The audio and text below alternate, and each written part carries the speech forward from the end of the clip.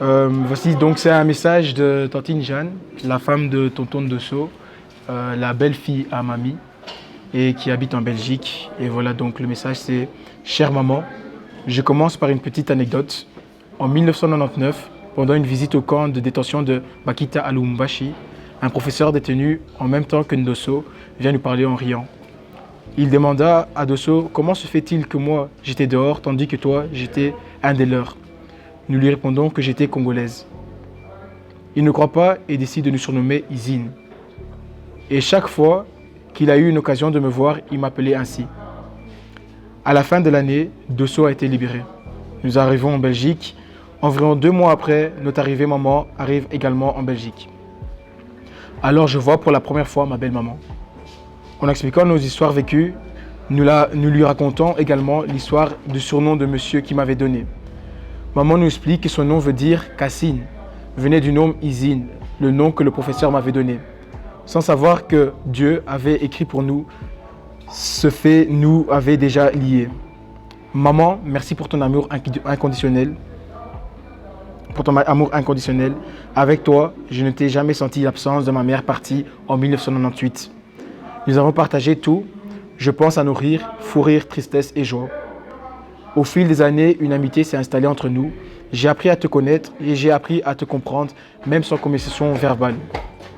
Ton langage très tactile me manque énormément. Tes mains parlaient selon l'intensité de tes pansements et pouvaient comprendre ce que tu voulais dire.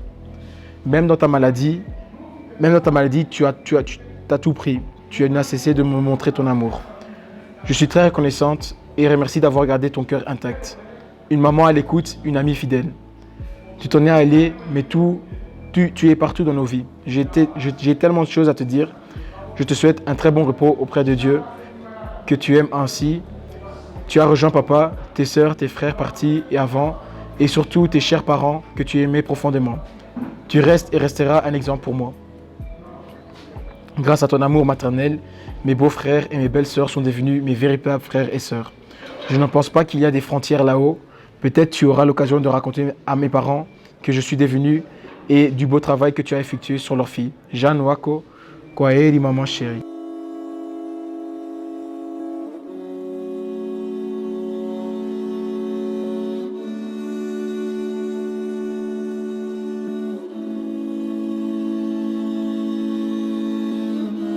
Je vais lire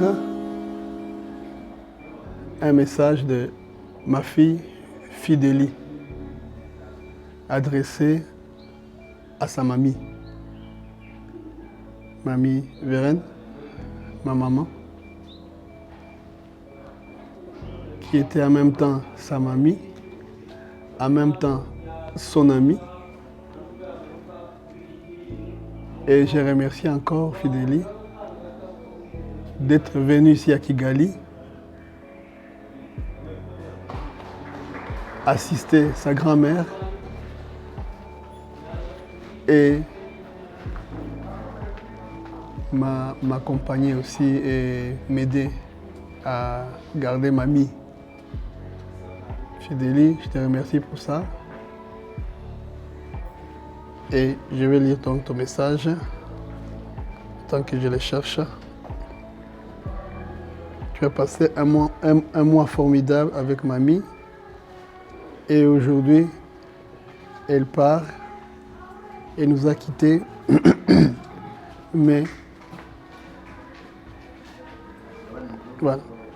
Donc, à mon ange gardien, mamie Vérène, alors que j'adresse cet hommage à la grande dame que tu es, mon cœur se crispe à la pensée que je ne te verrai plus en chair et en os. C'était tellement évident pour moi que tu serais toujours ici, que ce soit pour nous soutenir, nous réconforter ou pour nous montrer comment vivre une vie en tant qu'enfant de Dieu. J'ai tellement de beaux souvenirs de toi et c'est là que je réalise à quel point j'ai été réellement béni d'avoir connu ma grand-mère, de t'avoir connu surtout toi en particulier.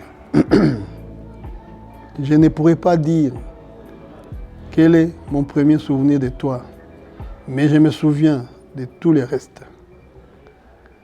La joie de papa, que tu étais là, donc ma joie, que j'étais là, et que mamie était là, ta présence chaleureuse et la bienveillance, la réaction fusionnelle que tu avais avec maman. Comment tu as convaincu mes parents de me faire porter un appareil dentaire, parce qu'elle demandait un appareil dentaire, et nous, on hésitait, mais elle nous a convaincus, et mamie nous a convaincus, et on l'a fait. Je me souviens de toutes les nuits et de tous les jours où tu as prié pour moi. Tu es l'une des premières personnes à m'avoir inculqué les valeurs de la foi, de l'amour et de la patience. Tout ce que j'ai pu atteindre de bon dans ma courte et jeune vie, je sais que je l'ai fait grâce à tes prières. Étant petite, une journée n'était pas réussie si je ne t'avais pas embêté. Ou bien j'ai touché tes bras, je te caressais les joues, ou je venais me coller à toi lorsque tu regardais ta série préférée, Les Feux de l'amour. J'entends encore ta voix qui résonne dans ma tête en disant Fidelia, ou Niache, Acha. Ensuite, tu m'attrapais lorsque j'étais distraite pour me pincer bien fort. Même si je continue à sentir la douleur plusieurs heures après, ça ne m'arrêtait pas de reprendre mes bêtises le lendemain. Mais je sais que je faisais tout cela car mon endroit préféré dans la maison, c'était auprès de toi. Mamie, tu saisissais toutes les occasions pour nous faire sentir que nous étions valables et que nous aussi, nous avions des choses intéressantes à te dire. Tout comme les adultes qui t'entouraient. Je suis conscient du fait que je te racontais des histoires à dormir debout. C'était d'ailleurs une de mes occupations principales pendant mon enfance. Mais malgré ça, tu m'écoutais jusqu'à la fin. À présent, tu es parti, mais j'accepte la décision du maître de la vie, Dieu. Tu mérites de te reposer après tout le travail que tu as accompli. Après surtout toute la souffrance que tu as endurée, mais avec la vie que tu as vécue, tu n'es pas réellement parti. Tu continues à vivre à travers nous et à travers chaque chose que tu nous as appris. Tu as maintenant rejoint Papy Fidèle et nos autres proches. J'ai pris que Dieu continue à accompagner ton âme. En attendant notre ultime rencontre, je continuerai à te rendre fier. Que la paix soit avec toi, Fidélie. Je viens de lire la lettre de ma fille Fidélie adressée à sa mamie avec beaucoup de pincement au cœur. Moi aussi, tout ce que je peux dire, mamie, maman, notre ami, repose en paix. Merci.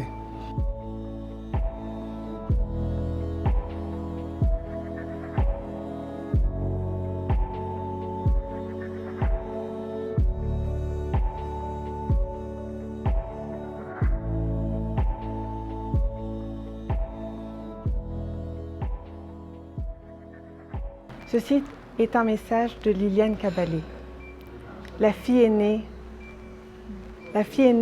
du fils aîné de Mamie Vérène. La première qui a ouvert la porte à nous tous, sa descendance et ses petits-enfants. Sa petite fille qu'elle a accueillie et aimée comme une propre mère. Les heures vont passer. Les jours vont passer, les années vont passer. Mais chaque souvenir de toi restera pour toujours dans mon âme et mon cœur. J'ai envie de dire au revoir à la tristesse et de sourire en pensant à toi, de rire de nos souvenirs communs passés. Il y a eu de si bons moments qui sont devenus de si doux souvenirs. Mais je sais aussi que parfois, la tristesse coulera de mes yeux, comme aujourd'hui. Même si je sais que tu ne voudrais pas que je pleure, alors je serai forte et je t'imaginerai me sourire de là où tu es, ma petite mamie adorée.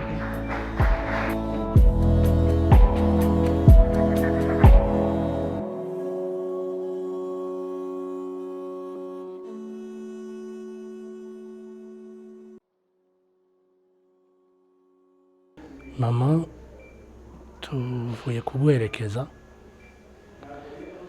birakomeye kuko aho tugusize, aho ngusize sinigeze nibaza ko ari uko bizagenda. Mu burwayi bwawe twari turi kumwe, ndi iruhande rwawe, ikintu cyose wifuzaga naragikoraga, nicyo natekerezaga ko cyakubera cyiza naragikoraga, bimwe ukabimenya, ibindi ntubimenye, ariko ukamenya ko mpari, ukumva umeze neza. Uyu munsi nsanze aho tugusize, aho ugiye, usibye kongera kukubona amaso mu yandi, no mu gihe nzifuza kugira icyo nkuganiriza cyangwa nifuza kongera kugusura aho ugiye, nzajya mfata urugendo. Biragoye kubyumva, biragoye kubyakira, ariko nuko bimeze.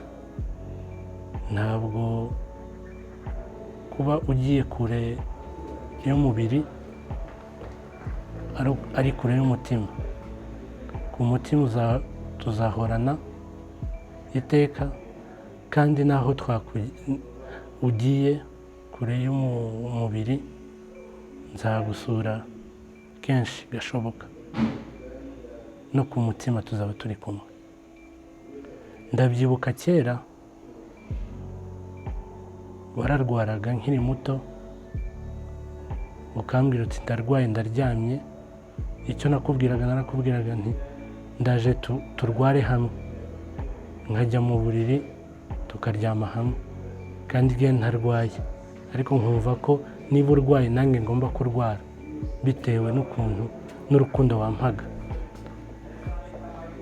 Wajyaga mu mirimo yawe isanzwe, nkumva naguherekeza, mu kurwara nkumva ko twarwara hamwe. Nikigaragaza ko mu rugendo rwawe rwa nyuma ariko byagenze, wararwaye, nkurwaza hafi imyaka 2, wajyaga mu bitaro tukajyana, tukavamo twese, nkaguhora hafi. Biriya bigaragaza ko narindi wambyaye ndi bucura, umpa rwa rukundo, baha umwana wa nyuma, ndateta, mera neza, nange nanga kukuvaho. Ariko bitewe n'ubushake bw'Imana, uyu munsi dutandukanye ku mubiri, ariko ku mutima tuzahorana. Ni byinshi nakwigiyeho, ni byinshi wanyeretse, ni byinshi twakoranye, ariko icyo navuga nuko byose byari bibumbiye mu kintu kimwe, urukundo. Urwo rukundo urarunsigiye, nzarutanga ku bandi, nanjye nduhe abandi nk'uko warumpaye, kandi ngusezeranije ko aho unsize, aho usize ngeze, ntazasubira inyuma, kuko inama zawe, urukundo rwawe niyo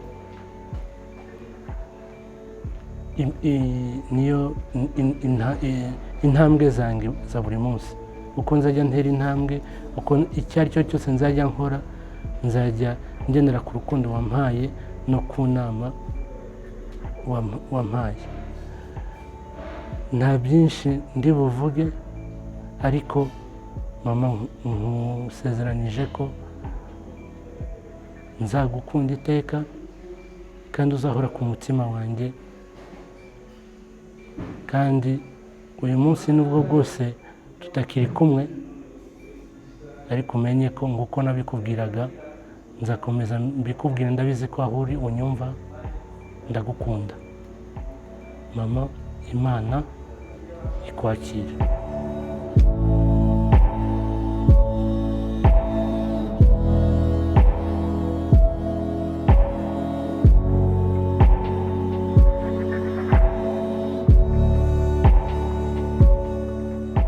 Nange ndi umwe mu bana ba nyakwigendera.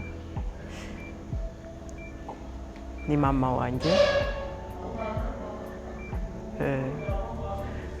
Ngiye kwicara ngo mvugeho mama, ntabwo nabona amagambo akwiriye nyayo namuvugaho, kubera kenshi namubwiraga nti umva ukuntu ijwi ryanjye ari nini. Yari umuntu wakundaga kuririmbirwa, kubyinirwa, noneho akamusaba ngo muririmbire. Nkamubwira nti ntabwo naririmba, nti dore ijwi ryanjye ukuntu ari rinini cyane, ntabwo naririmba. Ngo humura, hano nta wundi muntu ukumva, ni jyewe ushobora kuririmba. Nkagerageza, akabikunda cyane ukuntu ndirimba. Byageze ahantu uhimbira indirimbo ye, naririmbaho gato kuko nakundaga kuyimuririmbira. Nigera ari kwa muganga nakundaga kuyisubiramo. Iyo ndirimbo iravuga ngo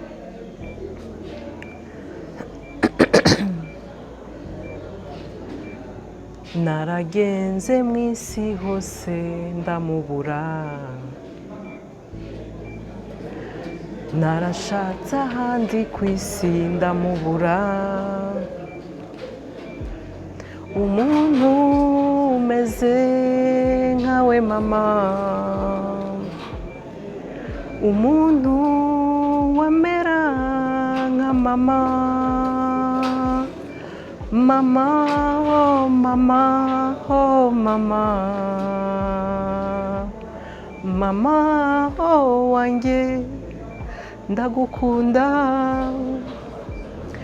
Uburere bwiza mfite ni wowe mama, kubana n'abandi neza ni wowe mama, mama wambereye urufatiro rukomeye, mama uri uwanjye ndagukunda. Buri gihe uko nageraga imbere ye akiri na muzima, ataranarwara, nkiri n'umukobwa, nkiri mu rugo, ko ndi umumama w'abana babiri, uko namuturukaga imbere narimbaga iyo ndirimbo, ku buryo igihe yaje kurwara amera nabi, atakivuga cyangwa wenda atanameze neza, atamenya abantu, nazaga nkagera imbere ye naririmba iyo ndirimbo, akahita nkomeza mu kuboko, bigaragara ko yamenye uri imbere ye. Niyo mpamvu navuze ko mu témoignage yanjye ni umuntu nziho kumuririmbira, kumubyinira. Ndi bumuture indirimbo ya Sentore Jules yitwa Mama, yikubiyemo dédicace yose nari kumubwira. Ndashima Imana cyane kuko ibyo nayisabye byose byarabaye, uko nabisabye byarabaye. Nasabye ko mama abona abana banjye yarababonye, yabahaye umugisha we. Uwa mbere namubyaye turi kumwe ku maternité, uwa kabiri namumuzaniye mu rugo yaratangiye kurwara. Ndabishimira Imana cyane kuko yampaye icyo kintu. Mama wanje ansiza heza, asiza ampaye umugisha we, yababaye bihagije. Nzatera ikirenge mu cye, nzamuhesha icyubahiro ahantu hose nzaba ndi.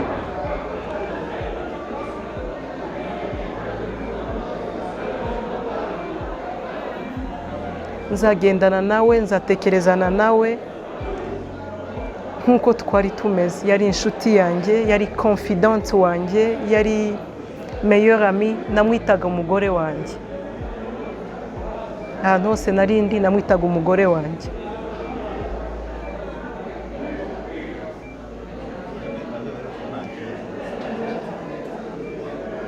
Niyo mpamvu nifuza ko iyo ndirimbo aba ariyo mutura amagambo.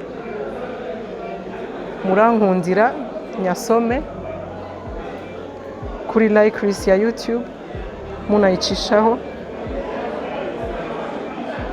ibe ariyo souvenir ya nyuma muhaye mu buryo bwo kumusezeramo.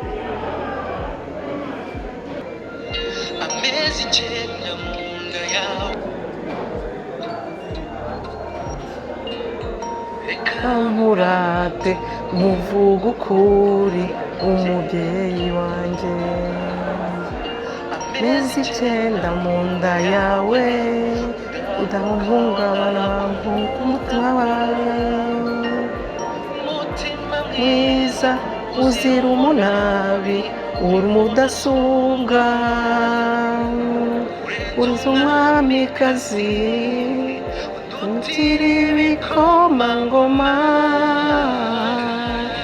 ntako bisa kuvuga urwo wankuye, bintera ishema kwitwa uwawe mama. Urukundo ni wowe rukundo, uru rukundo ni wowe rukundo.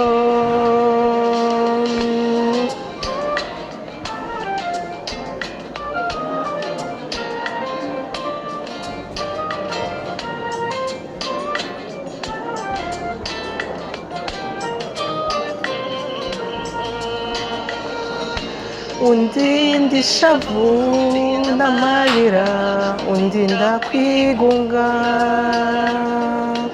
undinda umuzima, umbera ibyishimo, nakunganya iki? Nabaye hafi, untoza ubutwari, neza ubwenge umugayo, unoza kuba umugabo, ntako bisa kwita uwo wantuye, bintera ishema kwitwa uwawe mama. Urukundo ni wowe rukundo, uru rukundo ni wowe rukundo. Shumba utagira ibihembo, uwimpaye ibi, ururimi rwawe rukabituze, urugero rwawe ruzarutora.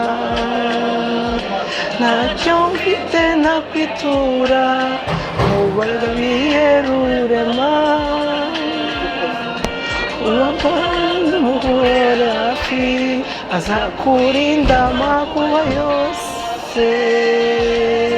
Ntako bisa kwitwa uwawe mama, bintera ishema kwitwa uwawe mama. Uru rukundo ni wowe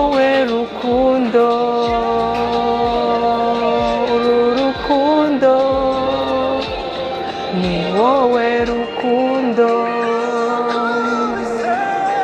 ntako bisa witwa uwawe mama bintera ishema witwa uwawe mama uru rukundo ni wowe rukundo uru rukundo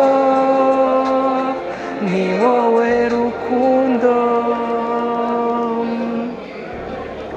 mama uwiteka kwakire agushira heza akwambike ikamba ry'umwamikazi kuko ushoje ubutumwa bwawe neza urukundo wampaye nzarutoza abanjye aho uzaba uri uzansabire ku Mana nanjye mbashe guha uburere bwiza abana banjye mbageze kuri nivo yo kuba inshuti yanjye umwana wanjye ambera inshuti ankunde nk'uko ngukunda namye nkubwira ko ngukunda nzahora mbikubwira n'igihe udahari nzakuririmbira n'igihe udahari mama abanjye bazakumenya kehila urambaza mamitate nzahora mubwira mamitate uwo ari we mama ndagukunda nzahora ngukunda iteka ryose warakoze ntabwo usize ikigwari